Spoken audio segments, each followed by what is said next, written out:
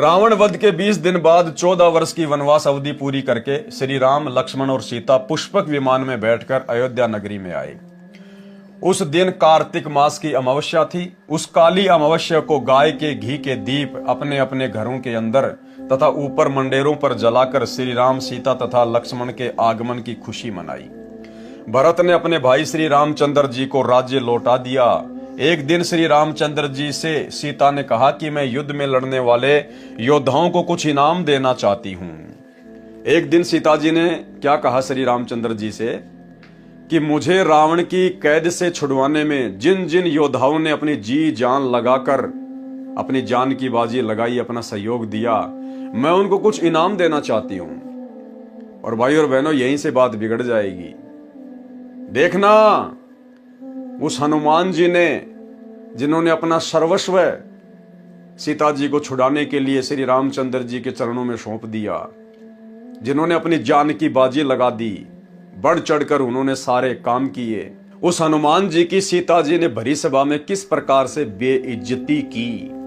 क्योंकि भाई और बहनों, ये राम सीता, ये राधे राधे श्री कृष्ण, 33 करोड़ देवी देवता, ब्रह्मा विष्णु महेश, ये केवल जीव हैं, ये भगवान नहीं हैं जो भगत की श्रद्धा का सम्मान कर सकें, जो भगत के भाव की कदर कर सकें। भगत की श्रद्धा भाव की कदर तो भगवान करता है, परमेश्वर कबीर देव सतगुरु रामपाल जी। और किस प्रकार से भरी सभा में सबके सामने सीता जी ने श्री हनुमान जी को जानवर कहकर संबोधित किया, जानवर कहकर। यानी ये सिला मिला, ये परिणाम मिला इतने संघर्ष का, इतने समर्पण का श्री हनुमान जी को। एक दिन श्री रामचंद्र जी से सीता ने कहा कि मैं युद्ध में लड़ने वाले योद्धाओं को कुछ इनाम देना चाहती हूं। इनाम में सीता जी ने हनुमान जी को अपने गले से सच्चे मोतियों की माला निकालकर दे दी तथा कहा, हे हनुमान, ये अनमोल उपहार मैं आपको दे रही हूं, बहुत संभाल कर रखना। हनुमान जी ने उस माला का मोती तोड़ा, फिर फोड़ा, फिर दूसरा। देखते देखते सब मोती फोड़कर जमीन पर फेंक दिए। सीता जी को हनुमान जी का यह व्यवहार अच्छा नहीं लगा। क्रोध में भरकर कहने लगी, हे मूर्ख, ये क्या कर दिया? ऐसे अनमोल माला का सर्वनाश कर दिया। तू वानर का वानर ही रहा, तू बंदर का बंदर ही रहा, यानी जानवर का जानवर ही रहा। चला जा मेरी आंखों के सामने से। ये वो वर्ड हैं जो वर्ड सीता जी ने अपने मुख से बोले थे। सेम टू सेम वर्ड यहां पर कबीर परमेश्वर सतगुरु रामपाल जी ने लिखे हैं। तो कितना बड़ा सिला मिल गया हनुमान जी को, कितना बड़ा परिणाम मिल गया हनुमान जी को। अरे श्री राम और सीता का हनुमान जी से बड़ा तो इस कलयुग में कोई भगत नहीं है ना। जितने भी भाई बहन हैं उनकी नजरों में हनुमान जी से बड़ा तो श्री राम और सीता जी का कोई भगत है ही नहीं।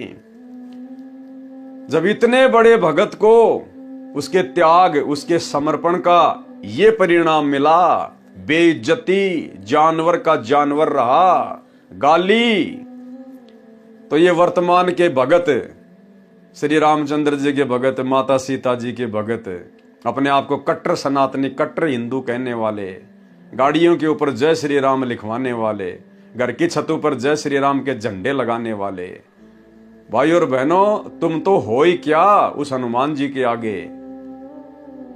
उसके बाल के बराबर भी नहीं हो, बाल के बराबर भी। तो तुम क्या उम्मीद लेकर भक्ति कर रहे हो? तुम्हें क्या मिलेगा जब हनुमान जी को ये मिला? क्या कहा सीता जी ने? क्रोध में भरकर कहने लगी कि हे मूर्ख, ये क्या कर दिया? ऐसी अनमोल माला का सर्वनाश कर दिया। तू वानर का वानर ही रहा, चला जा मेरी आंखों के सामने से। उस समय श्री रामचंद्र जी भी सीता जी के साथ ही सिंहासन पर विराजमान थे। उन्होंने भी हनुमान के इस व्यवहार को अच्छा नहीं माना और चुप रहे। श्री रामचंद्र जी ने मुंह से तो कुछ नहीं बोला, लेकिन जब सीता ये बात कह रही थी तो उनको बड़ा अच्छा लग रहा था कि हाँ सीते, तूने बिल्कुल सही कहा, ये वानर का वानर ही है। इतनी महंगी माला को तोड़ दिया इसने। भाई और बहनों, श्री हनुमान जी की भक्ति की, उसके त्याग की, उसके समर्पण की श्री रामचंद्र और सीता ने कोई मान मर्यादा नहीं रखी, कोई मान मर्यादा। लेकिन हनुमान अपने आप में भगत था, वो सच्चा सेवक था। और आगे चलकर कबीर परमेश्वर मुनिंद्र ऋषि के रूप में हनुमान जी को मिले, और उसके अंदर जो भगत वाले गुण थे, परमेश्वर ने उन भगत वाले गुणों के आधार से उसे अपनी शरण में लिया। असल परिणाम मुनिंद्र ऋषि जी ने दिया।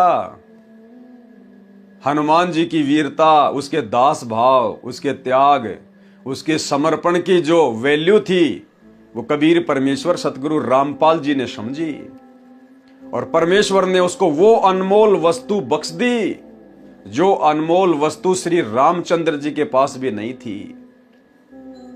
उन्हें 3 लोक की सर्वश्रेष्ठ संपत्ति, उनको अपना नाम दिया, अपना उपदेश दिया, अपना भगत बनाया। गुरु समान दाता नहीं, याचक शिष्य समान, 3 लोक की संपदा, सो गुरु दीनी दान। यानी तीनों लोकों में सबसे महंगी यदि कोई संपत्ति है तो केवल गुरुदेव भगवान का नाम है। वो सबसे अनमोल संपत्ति हनुमान जी को बख्शी। और दूसरी बात भाई और बहनों, ये कथा हमें ये भी शिक्षा देती है कि एक भगत में वास्तव में ऐसे ही लक्षण होने चाहिए, ऐसे ही गुण होने चाहिए।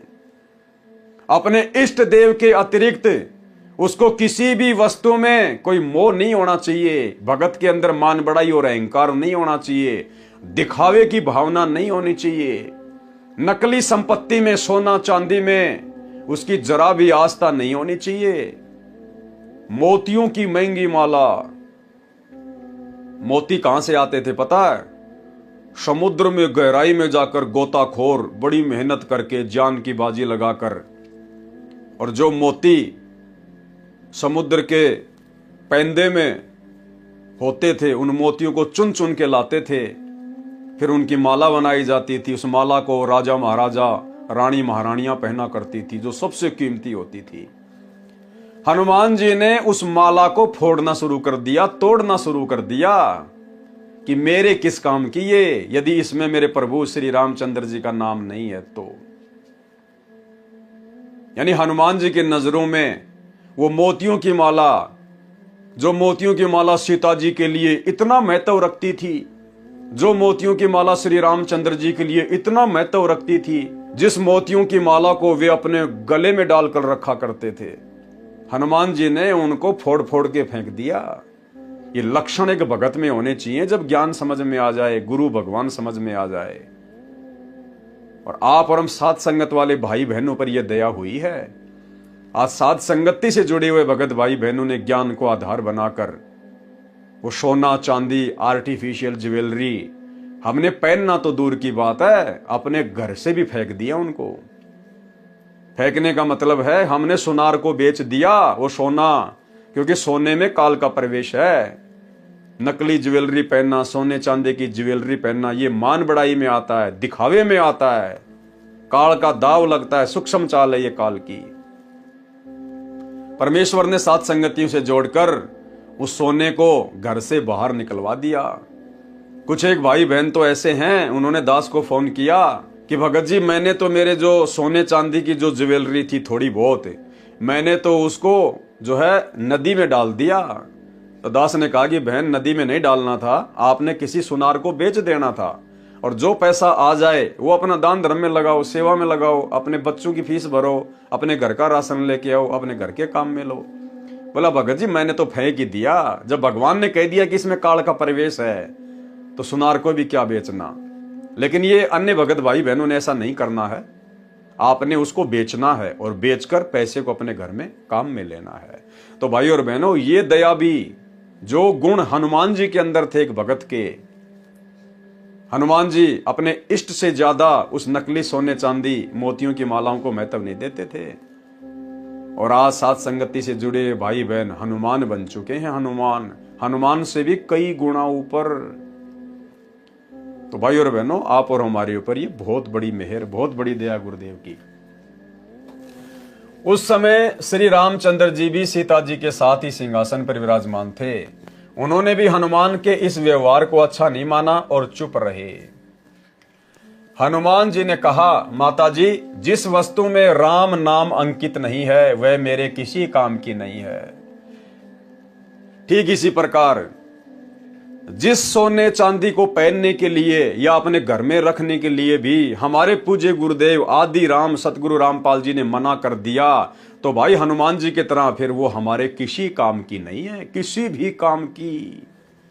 और गुरुदेव ने अपने सत्संग में स्पष्ट आदेश दे रखा है सोने के विषय में कि पुण्यात्माओं, ये तो खाम खा का सिर का दर्द है, ये सोना तो घर में भी नहीं रखना चाहिए, पहनना तो दूर की बात है, नाक में डाल लिया, कान में डाल लिया, 36 आडंबर।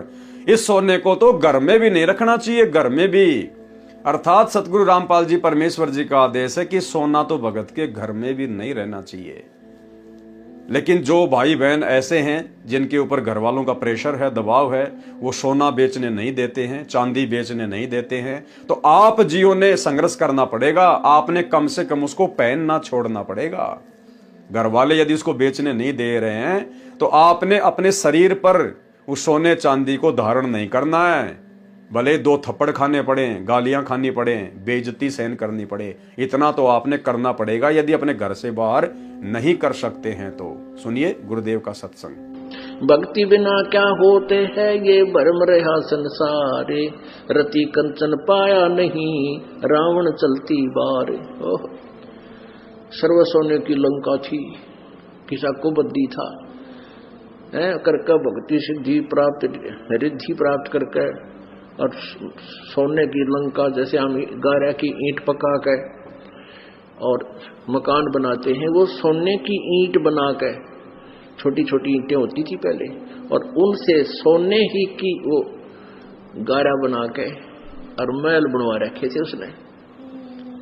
इतना धनी था। और आप दौरे मुश्किल से 50-20 ग्राम 20 तोले सोना होगा थर, बड़ा बड़ा सेठ होगा जिस पर 20-30-40 तोले सोना हो गया। कहते वो रति नहीं लेके गए, ग्राम भी नहीं ले जा सका, तुम कहां ले जा सकोगे और के कला तोड़ दोगे 40 तोले सोने में। ये तो खाम खागा सर दर्द है। सोना तो घर में बना रखना चाहिए आपने, और ना इसको पहनना चाहिए। क्या फायदा कान में डाल लिया, कान नाक में डाल लिया, 36 पंगे कड़े बना लिए। परमात्मा ने इतना सुंदर शरीर दे रखे, इस पर आडंबर करने की कभी जरूरत नहीं। इसे भगवान रुष्ट होता है। भगवान की भक्ति करें, चाहे किसा भी शरीर है, काला है, गोरा है, जैसा भी मालिक ने दिया है, इसमें हम परमात्मा पा सकते हैं। इस काया का गर्व ना करियो के काला के गोरा रे, और बिना भजन कुछ काम नहीं आवे, चाहे एतर छड़को चारों हो रे। तो पुण्यात्माओं धीरे धीरे, क्योंकि हम इतने इस सामाजिक माहौल में हम इतने गहरे चले गए कि वहां से वापस आना अपनी पटरी पे हमारे लिए कठिन हो रहा है। हम दलदल में धस गए। लेकिन परमात्मा का सहारा आपको एक क्रेन का काम करेगा। तो भाई और बहनों, अब हमने अपने गुरुदेव की प्रत्येक आज्ञा का पालन करना पड़ेगा। नियम मर्यादा चाहे उन्होंने हमें नाम दीक्षा के समय फार्म पर लिख कर दी हो, या चाहे अपने सत्संगों में गुरुदेव भगवान ने हमें समझाई हो। और गुरुदेव ने तो यहां तक स्पष्ट कर दिया कि पुण्यात्माओं, जैसे जैसे तुम भक्ति मार्ग पर आगे बढ़ोगे, तुम्हें ये हर बातें समझ में आने लग जाएंगी। मर्यादा केवल इतनी नहीं है जो तुम्हारी को प्रथम नाम के समय 11 नियम दे दिए, सतनाम के समय 34 नियम दे दिए। गुरुदेव कहते हैं जैसे जैसे तुम लोग सत्संग सुनते चले जाओगे, तुम्हें जानकारी होती चली जाएगी। और गुरुदेव ने स्पष्ट कर दिया कि कुछ मर्यादा तो तुम्हें फोरम पर लिख कर दे दी है, कुछ मर्यादा जब तुम सत्संग सुनोगे तब पता चलेंगी, और कुछ मर्यादाएं तुम वैसे भी कॉमन सेंस से भी समझने लग जाओगे। तो भाई और बहनों, कॉमन सेंस से समझना और गुरुदेव के सत्संगों में जो सांकेतिक रूप में उनको समझना, ये केवल सत्सेवकों के ऊपर दया हुई है, सत्सेवकों के ऊपर। सुनिए गुरुदेव का सत्संग। तो हमने फाउल नहीं होना। फाउल पॉइंट अब धीरे धीरे आपके समझ में आ जाएंगे, कुछ कथाओं के माध्यम से और कुछ इस फार्म के ऊपर जो लिखे होते हैं, इसमें भी हमने कुछ लिखे हैं। कुछ आप वैसे कॉमन सेंस से भी समझ जाओगे कि ऐसे ऐसे होता है। तो भाई और बहनों, अब हमने इस कलयुग की बिचली पीढ़ी में अपने गुरुदेव भगवान को प्राप्त करना है, यानी उनके साथ हमने सतलोक चलना है और हमने उनकी हर प्रकार की मर्यादाओं को फॉलो करना है, ना केवल फोरम पर लिख दी गई उन्हीं मर्यादाओं को, सत्संगों में जो संकेत कर दिए परमात्मा ने। और यदि हमारी समझ में बात आ गई, उसी दिन से हमने उसको पत्थर की लकीर समझकर चलना है। और इन सतलोक आश्रमों में तो जो मोटी मोटी मर्यादा गुरुदेव भगवान ने जो प्रथम मंत्र में दे रखी है, इनसे तो वो भी नहीं निभाई जा रही। 90% माता बहनें आज भी इन आश्रमों में आने वाली हार श्रृंगार करके आती हैं, सोने चांदी के आभूषण पहन के आती हैं। रमेणी के समय, शादी के समय हमारी गुरु बहनें सोने चांदी से पीली हो रखी है, मेकअप करती हैं। भाई और बहनों, हम क्या संदेशा दे रहे हैं? हम क्या संदेशा दे रहे हैं समाज को? और फिर कहते हैं दहेज मुक्त शादियां। अरे अपने बाप से दहेज लेके वो 3, 4, 5 लाख रुपए का सोना पहन के तो रमेणी कर रही है, शादी कर रही है, फिर कह रही है कि मेरी रमेणी दहेज मुक्त है। अरे आप तो अपने बाप से दहेज ले चुकी हैं, सोने के रूप में, चांदी के रूप में। तो भाई और बहनों, ये दया भी गुरुदेव की आप और हम साथ संगति से जुड़े हुए भगत भाई बहनों के ऊपर ही हुई है। हनुमान जी ने कहा, माता जी, जिस वस्तु में राम नाम अंकित नहीं है वह मेरे किसी काम की नहीं है। मैंने मोती फोड़कर देखे, इनमें राम नाम नहीं निकला, इसलिए मेरे काम की नहीं है। सीता जी ने कहा, क्या तेरे शरीर में राम नाम लिखा है? फिर इस शरीर को किस लिए साथ लिए है? इसको फेंक दे फाड़कर। उसी समय हनुमान जी ने अपना सीना चाक कर दिया, यानी चीर कर दिखाया। उसमें राम राम लिखा था। उसमें श्री रामचंद्र जी का फोटो नहीं था। ये फोटो तो फालतू में वर्तमान के अज्ञानी साधु संत महात्मा मंडलेश्वर शंकराचार्य राम कथावाचक, जिनको झूठी महिमा अपनी रोजी रोटी के लिए श्री रामचंद्र जी की बनानी है, ये लोग उन फोटोओं में श्री राम और सीता की तस्वीर दिखाते हैं। नहीं, गुरुदेव कह रहे हैं राम राम लिखा था। और वो राम राम वो राम नहीं था जो वहीं पर बैठा हुआ था, सीता का पति ना। वो दशरथ पुत्र श्री रामचंद्र जी तो श्री हनुमान जी से नाराज था। जब सीता के द्वारा दी गई मोतियों की माला हनुमान जी ने फोड़ी, तो अंदर ही अंदर श्री रामचंद्र जी खुश हो रहे थे कि सीता तूने बहुत अच्छा किया, हनुमान जी ने जो किया ये गलत किया। तो भला उस राम का नाम कैसे हनुमान जी के सीने में आ जाएगा? भाई और बहनों, वो आदि राम, सबका राम, राम का भी राम, राम राम शब जगत बखाना है, आदि राम कोई बिरला जाना है। वो उस कबीर परमेश्वर सतगुरु रामपाल जी का शक्ति बोधक नाम है, उनका उपमात्मक नाम है राम। इसलिए वहां पर राम लिखा हुआ आया था, ना कि दशरथ पुत्र का नाम। इसको फेंक दे फाड़ कर। उसी समय हनुमान जी ने अपना सीना चाक कर दिखाया, उसमें राम राम लिखा था। हनुमान जी उसी समय अयोध्या त्याग कर वहां से कहीं दूर चले गए। और हनुमान जी उसी समय अयोध्या को छोड़कर श्री राम और सीता की इस हरकत से दुखी होकर कि चलो सीता ने तो कह दिया सो कह दिया, लेकिन जिस श्री रामचंद्र जी के लिए मैंने अपना तन मन धन अपने प्राण न्योछावर कर दिए, वो श्री रामचंद्र भी चुपचाप मूक दर्शक बन के देख रहा है, अपनी औरत का ही समर्थन कर रहा है। उसी समय हनुमान जी श्री रामचंद्र जी से दुखी होकर, उनके व्यवहार से दुखी होकर, और उसी समय मायूस होकर अयोध्या त्याग कर चले गए थे। यह है असली कहानी, असली राम कहानी। दुनिया चले ना श्री राम के बिना, राम जी चले ना हनुमान के बिना। हनुमान जी राम का तो अलग अलग बंटवारा हो गया था उसी समय।